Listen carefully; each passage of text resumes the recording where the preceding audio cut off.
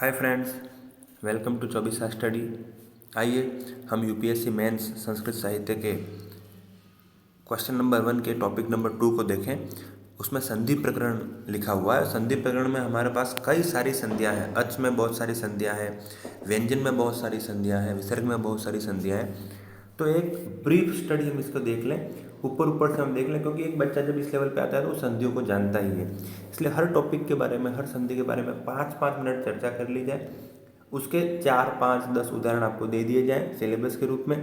जैसा कि हमने ऐसे नोट्स भी बनाए, हमारे पास ऐसे नोट्स भी पड़े हैं बहुत सरलतम रूप में, हिंदी में। एक आम आदमी भी, एक सामान्य बच्चा भी समझ सकता है जो संस्कृत पढ़ के नहीं आया मूलतः। सबसे पहले हम देखते हैं यण संधि को, कि यण संधि होती क्या है। बहुत सरल है। इसका सूत्र है इको यणचि। ये सूत्र ये कहता है कि इक स्थाने यण स्यात् अचि संहितायाम विषये। हमें इतना कोई विद्वान बनना नहीं, केवल हम एग्जाम के पर्सपेक्टिव से देखें कि इक के स्थान पर यण होता है। इस सूत्र में बिल्कुल साफ साफ लिखा हुआ है, नीचे आप देखिए कि इक में वर्ण है 4, ई, उ, री और री। ये 4 वर्ण हैं इक में। ऑलरेडी ये यहाँ बता रखे हैं, आप देख रहे हैं। जहाँ मैं स्लाइड को थोड़ा बड़ा कर देता हूँ। इक में 4 वर्ण हैं और इन चारों वर्णों में ई, उ, री के स्थान पर यण होता है। यण में क्या है? य, व, र, ल। यानी ई, उ, री के स्थान पर य, व, र, ल होता है। इसको मैंने एक नेक्स्ट स्लाइड में बहुत अच्छी तरीके से बता रखा है। आप देखिए, ये स्लाइड मैंने बनाई है कि ई या दीर्घ ई, छोटी ई हो या बड़ी ई हो, और उसके बाद कोई स्वर हो तो ई के स्थान पे य होता है। यह भी कैसा होगा? यह भी आधा होगा। यहाँ मैंने पूरा लिखा है, लेकिन आप समझ जाइए, यह आधा होता है, यह हलंत होता है। ऐसा इसी प्रकार से उ और ऊ है, उसके बाद में कोई स्वर है तो उस ऊ के स्थान पे व होता है, वह भी आधा होगा। इसी प्रकार से री और दीर्घ री जो मैंने नहीं लिखा है, उसके बाद में भी यदि कोई स्वर है तो वह र भी आधा होगा। इसी प्रकार से री के बाद में कोई स्वर है तो वो री के स्थान पे ल होगा और वह ल भी आधा होगा। तो बहुत सरल। इसके पूर्व पद के अंतिम वर्ण में ई रहेगा, ई, उ, री रहेंगे। उसके बाद में कोई स्वर रहेगा तो ई के स्थान पर य होगा, उ के स्थान पर व होगा, री के स्थान पर र होगा, री के स्थान पर ल होगा। सरलतम रूप में हम इसको ऐसे देख सकते हैं। और इसके कई सारे उदाहरण मैं आपको बहुत सरलता से उदाहरण बता देता हूँ। बहुत छोटा सा उदाहरण, सबसे पहले उसको हम सरलता से समझ लेते हैं कि जैसे सुधन आगतम, ठीक है। जैसे सु प्लस आगतम। अब आप देखिए, ये सु है, प्लस के जस्ट पहले है। अब इस सु में सबसे पहले ऊ है, आपको दिख ही रहा है, और उसके पास प्लस बाद में हमको स्वर लगाते हैं। जैसे हम लिखते हैं आगतम, पहले हिंदी में देख लेते हैं, अथवा आगतम ऐसा लिख लेते हैं। अब देखिए, प्लस के जस्ट पहले ऊ है बिल्कुल है, सु में ऊ है, उसके बाद में स्वर है, बिल्कुल आ में आ है, अस्वर है, तो ऊ के स्थान पे वह हो जाएगा। और वह भी कैसा होगा? वह आधा होगा। तो ऊ के स्थान पे वह हो गया, स्व ऐसा बन गया, लेकिन वह आधा रहा। आ व में मिल जाएगा, स्वा ऐसा बन जाएगा, और गतम मिल जाएगा बाद में, और रूप बन जाएगा स्वागतम। तो ये बहुत सरलतम रूप है, जो कि मैंने आपको सरलतम रूप में बता दिया, कोई करके भी बता दिया। लेकिन आप भी ऐसे कई सारे उदाहरण, हमने क्लासों में कई सारे उदाहरण बच्चों को दिए, 20-20, 30-30 उदाहरण, लेकिन एक आम बच्चा भी इस रूप में समझ सकता है।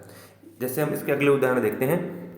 मूल पुस्तक में, लघु सिद्धांत में, वैयाकरण में जो 4 उदाहरण दे रखे हैं बहुत इंपॉर्टेंट है। हो सकता है यूपीएससी लगभग उनके आसपास ही प्रश्न पूछती है।